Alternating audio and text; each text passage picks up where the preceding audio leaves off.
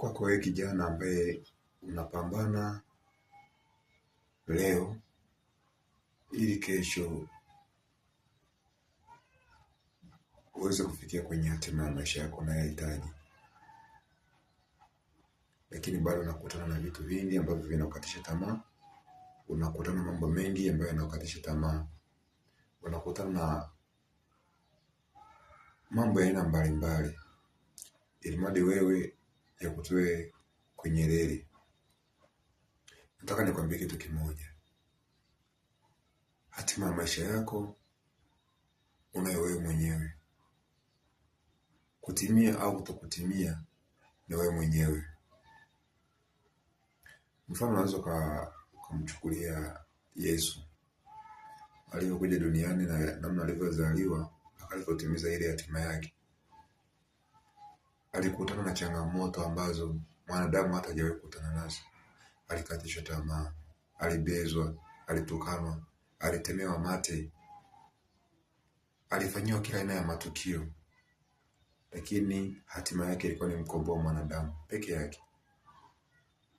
Hakuwa na nia nyingine tofauti na yeye kumkomboa mwanadamu kutoka dhambini.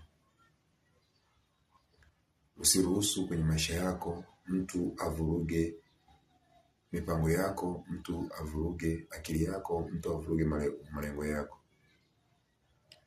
Chukulia kama changamoto, chukulia kama pushing kwa yeyote ambaye anakuja kwenye maisha yako kwa namna yoyote ile, kwa mambo yale yote yanayokuja kwenye maisha yako, yawe magumu au mepesi au kivyovyote vile. Hakikisha ukati tamaa mpaka pale hakikisha hatima yako imetimia. Usiangalie nani anasemaje, usiangalie fulani anafanyaje, usiangalie nani yuko wapi.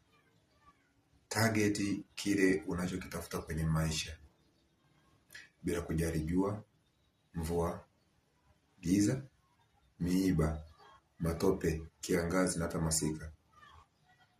Pambana kwa kila namna kuhakikisha malengo yako yanatimia leo.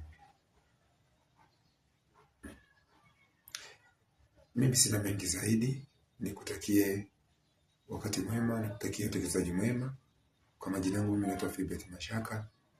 Unaweza kunifuatilia kwenye mtandao wangu wa kijamii, TikTok Jeshi Podcast, YouTube Jeshi TV, Facebook Jeshi TV au Jeshi Newspaper. Sina mengi zaidi, nikutakie wakati mwema. Bye bye.